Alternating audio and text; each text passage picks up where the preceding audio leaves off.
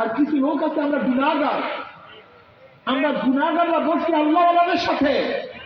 আল্লাহ রাব্বুল আলামিন যখন আল্লাহ ওয়ালাদেরকে মাফ করার ঘোষণা দিবে, ফয়সালা দিবে, যেহেতু আমরা তাদের সাথেই আছি, আল্লাহ আমাদেরকে মাহরুম করবেন না, তাদের সাথে আমাদেরকে মাফ করে দিবেন।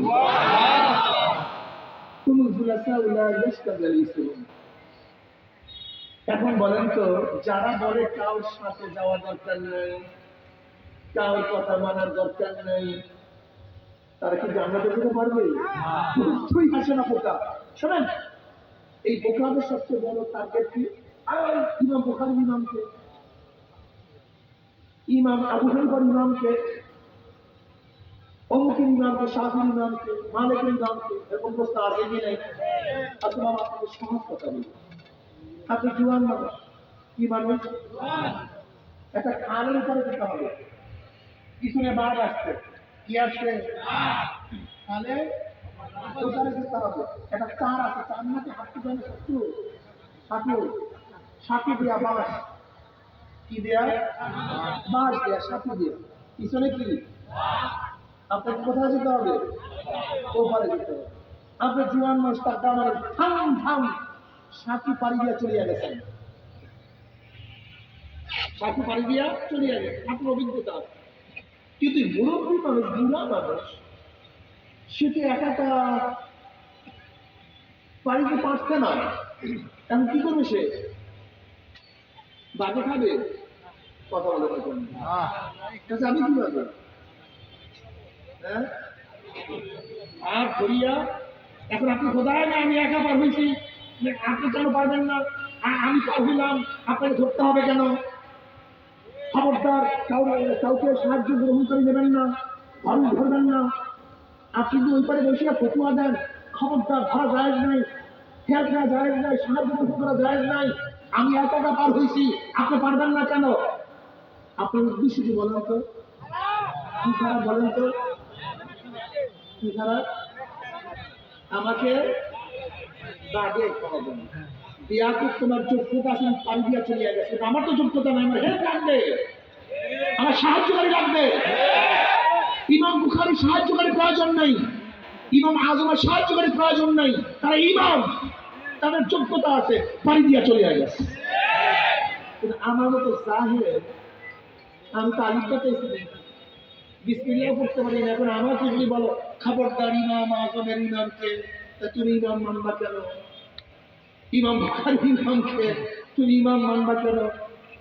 আমি বলবো জাহেল, এ বেয়াকুব, ওনার যোগ্যতা আছে, উনি পারে, ওনার কাছে লাইট আছে, আলো আছে, উনি চলতে পারে, আমার কাছে আলো নাই, কিন্তু যার কাছে আলো আছে তার অনুকরণ না করলে আমিও যেতে পারবো?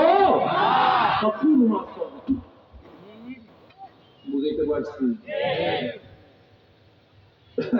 এখানে যারা আছেন, কলেমা করিয়া খুশি হয়েছেন নাকি রাজা? টুপিটা দিয়ে খুশি হয়েছেন না রাজা? আচ্ছা বলেন, তবে টুপি পড়লেন কিভাবে? আল্লাহ আপনাকে ডাইরেক্ট নসিহত করতে টুপি বলো না? আল্লাহ ডাইরেক্ট বলছে নামাজ পড়ো না? আল্লাহ ডাইরেক্ট বলছে কলেমা পড়ো, ঠিক না? তারপর কলেমা পড়ছেন কিভাবে বলেন তো? হ্যাঁ, কাউকে তা দেখা, কাউকে দেখতে তো মনে হয় জায়েজ নাই, কোনো তো জায়েজ নাই, তখন কি করি বলেন তো? আপনার মানুষ এত বোকা হয় কেন? এত বোকা মানুষ হয় কেন আমাকে বলেন তো?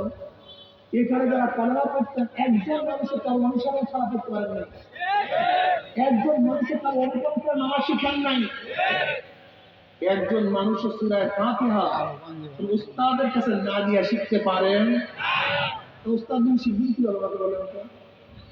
একজন মানুষ দেখেন তো, একজন, হ্যাঁ, সূরা ফাতিহা পড়ার একজন লোক উস্তাদ, উস্তাদ বিহীন কোন ব্যক্তি সূরা ফাতিহা পড়তে পারবে না, এর জন্য অনুসরণ দরকার আছে। এখন বলেন তো, তার মধ্যে কিছু ইসলাম নিয়ে আসতে তারা বলেন তো? যুবকরা বলো তো, কে করতে মানছে? এই জন্য জানতে হবে, এই পাঁচ উপমহাদেশ, কাছের বাংলাদেশ, ভারতের একটা অর্ডারে, সাগরের পাড়ে, দুনিয়ার শেষ প্রান্তে আছি আমরা, এরপরে সব সাগর আর সাগর, 3 দিকে ভারত, গোটা ভারতের মধ্যে পত্তলিক মুশরিক। এই আরব থেকে এই পর্যন্ত এই দিন নিয়ে আসছে কারা? একদিন চিন্তা করছে না? তুমি চিন্তা করো না। এই আরব থেকে এই পাক উপমহাদেশে শাহ ওয়ালিউল্লাহ মুহাদ্দিস রাহমাতুল্লাহ আলাইহি তিনি একজন পীর ছিলেন।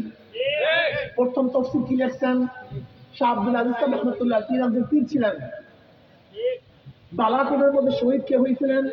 শাহ ইসমাইল শহীদ রাহমাতুল্লাহ, তিনি একজন পীর ছিলেন। দেওবন্দ মাদ্রাসা কি করছেন? তাহসিন নানভি রাহমাতুল্লাহ, তিনি একজন পীর ছিলেন। তাবলীগ আবিষ্কার কি করছেন? ইলিয়াস আহমদ, তিনি একজন পীর ছিলেন। কথা বলেন ঠিক? রাজা গৌর গোবিন্দ তখ্ত তাউসকে ধ্বংস কি করছেন? শাহজালাল ইয়ামান আহমদ, তিনি একজন পীর ছিলেন। রাজা জাহাঙ্গীর, বাদশাহ আকবরের ছেলে জাহাঙ্গীরের তখ্ত তাউসকে তছনছ করে অ্যারেস্ট করে দ্বীন ইলাহি পরিবর্তন করে তাকে মুসলমান বানাবার ব্যবস্থা কে করছিলেন? মুজাদ্দিদ আল ফিসানি রাহমাতুল্লাহ, তিনি একজন পীর ছিলেন। এদেশের যত মাদ্রাসাগুলি সব পীরেরা করছে। এখন বলছো পীর মানি তো বুঝলাম ভণ্ড, পীর মানি তো কবর পূজা। এটা ভুল মেসেজ। মেসেজটা কেমন দেখো, 2 নম্বর খোদা আছে কি নাই? লা ইলাহা, লা ইলাহা মানি না কোন ইলাহ। এই ইলাহ কোন ইলাহ? কোন ইলাহ মানেন না? ইলাহ বাতিল। কথা বলেন না? লা ইলাহা মানি না কোন ইলাহ। এই ইলাহ কোন ইলাহ? লাত, উজ্জা, মানাত, দেবী, রাধা, কৃষ্ণ, কালী, সবগুলি ভণ্ড ইলাহ। লা ইলাহা কোন ভণ্ড ইলাহ মানি না। কোন 2 নম্বর ইলাহ সব বাদ। লা ইলাহা নাই কোন ইলাহ। লাত নাই, উজ্জা নাই, দেবী নাই, কালী নাই, রাধা নাই, কৃষ্ণ নাই, গঙ্গী দেবী নাই, অগ্নি দেবী নাই, সমস্ত ইলাহ বাদ। শুধু আছে এক ইলাহ, ইল্লাল্লাহ। কোন ইলাহ? ইল্লাল্লাহ, আল্লাহ, অন্য কেউ নাই। তা বন্ড ইলাহ আছে কি নাই? এখন বন্ড ইলাহ দেখি তো হকি লেগে সাইডে দিচ্ছি। হ্যাঁ বন্ড ইলাহ হকি লেগে সারিয়ে দেব না। বন্ড নবী নাই আছে কি নাই? মোসার কাসাব, আসাদ উনাসি, গোলাম শয়তান কাদিয়ানি, এরা বন্ড নবী না হক নবী? বন্ড ইলাহ আছে। বন্ড বন্ড ইলাহ দেখে, বন্ড নবী দেখে তো নবী দিকে সারি নেই। ইলাহ কি করছি? ভণ্ডের বিরুদ্ধে আন্দোলন করছি, ভণ্ডের বিরুদ্ধে সংগ্রাম করছি, ওদেরকে ধ্বংস করছি, হক জিনিসকে প্রতিষ্ঠিত করেছে। ঠিক না? মোসার কাসাবের বিরুদ্ধে আমরা আন্দোলন করে ওকে দুনিয়া থেকে তাড়াইয়া দিচ্ছি। আসাদ উনাসির বিরুদ্ধে আন্দোলন করে ওকে তাড়াইয়া দিচ্ছি। গোলাম শয়তান কাদিয়ানির বিরুদ্ধে আন্দোলন করে আজ পর্যন্ত ওদেরকে বাংলাদেশে প্রতিষ্ঠিত দেই নাই। ভণ্ডদের মোকাবেলা করছি, হক নবীকে ধরছি।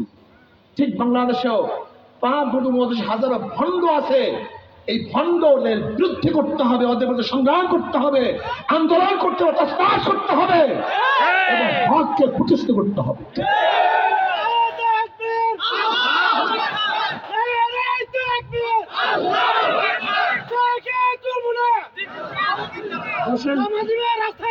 বসেন। যেরকম 2 নম্বর তেল আছে, 2 নম্বর তোল দেখে 1 নম্বর তোলকে আমরা সারি নাই। 2 নম্বর সোনা আছে কি নাই?